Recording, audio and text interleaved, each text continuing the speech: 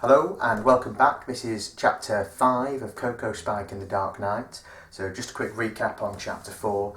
Coco and Spike had made their way to the burrow. They were surrounded by a whole host of new, exciting creatures when suddenly Spike froze, stiff as a plank, and whispered into Coco's ear, "Whatever you do, don't move."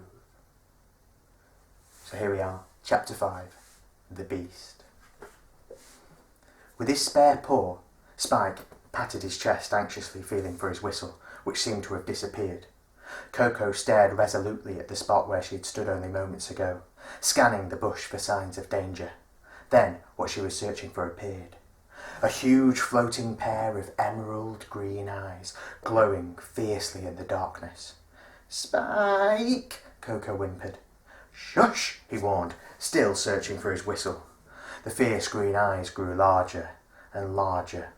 "Spike, please," she whimpered. "I said be quiet," he hissed, turning his spiky back towards the bush. The moment Spike turned, it crept out into the light. A fiery giant beast with merciless eyes and razor-sharp teeth, crouching down low, inching its way forward, ready to pounce. As Coco squealed, "Fox!" it leapt high into the air and was upon them. Without words or thought, they both curled up tight into spiky balls, and all was dark. "Ouch!" came a high voice as Coco was rocked to the right. "Ouch!" came the high voice again as Coco was rocked to the left. From inside her tight, spiky ball, Coco could hear the fox circling above, trying to grip her in its paws. As it approached her for the third time, she felt its hot breath on her back. She could see its razor-sharp teeth floating in her mind's eye, and she knew she needed to act fast. Seizing her chance, she arched her back and jolted violently, driving her sharp spikes into the fox's nose. "Ouch!" hissed the high voice a third time. "Ouch, me nose!" Throwing caution to the wind, Coco rolled aggressively towards the shrieks of pain, flicking her spikes out violently, prickling the fox's paws as she rolled. "Ouch!" hissed the high voice again. "Ouch, me paws!" Coco took a quick glimpse out of her ball to the left and saw Spike bouncing his way towards the giant fox and prickling it all over too. But there was more.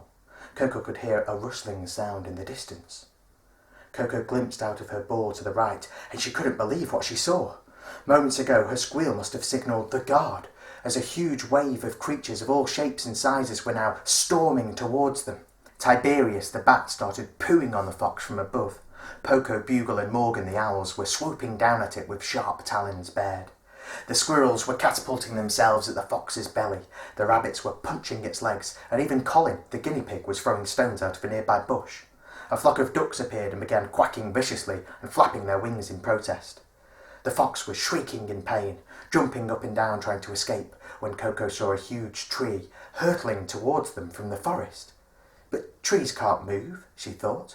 "Not like that, anyway." "Rowan!" Spike gasped in relief.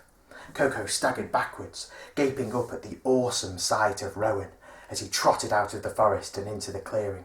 It was a stag, a deer, a creature Coco had only ever heard about in stories her mum used to tell. His size alone was breathtaking to behold, like a large oak tree with thick brown legs. His crown grew high out of his broad head like branches, bringing him even closer to the sky. The smaller animals of the guard scarpered as Rowan bent down low and struck the belly of the beast with the tough branches emanating from his broad head, lifting it high into the air and out of the clearing into the forest. His low booming voice then filled the burrow.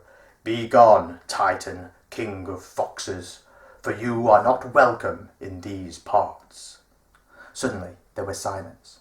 Coco thought for a moment that the fox, known as Titan, might burst back into the clearing.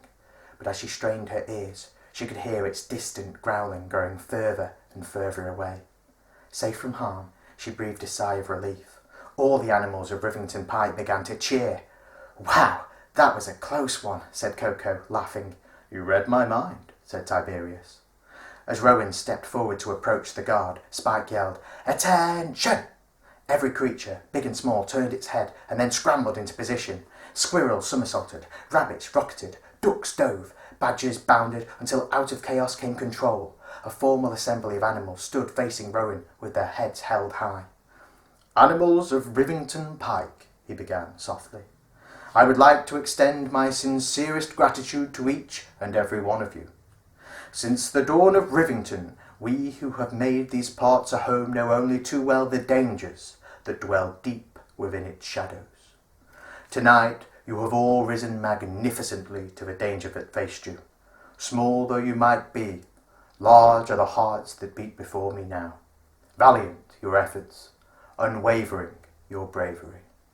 We all serve a cause far greater than ourselves, and tonight, as always, the Rivington Pike Guard have surpassed all expectation. For this, I thank you.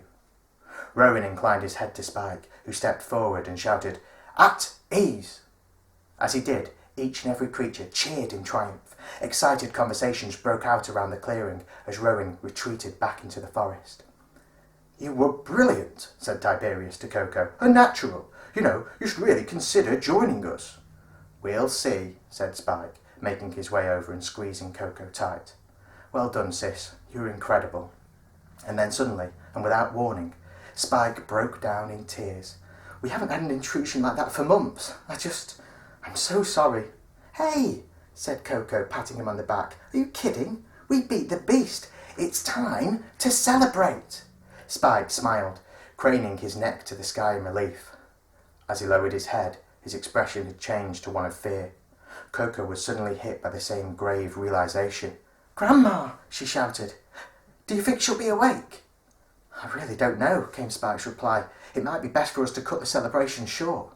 At this moment, Poco, Bugle and Morgan descended from above, bearing a banquet of worms, snails and millipedes.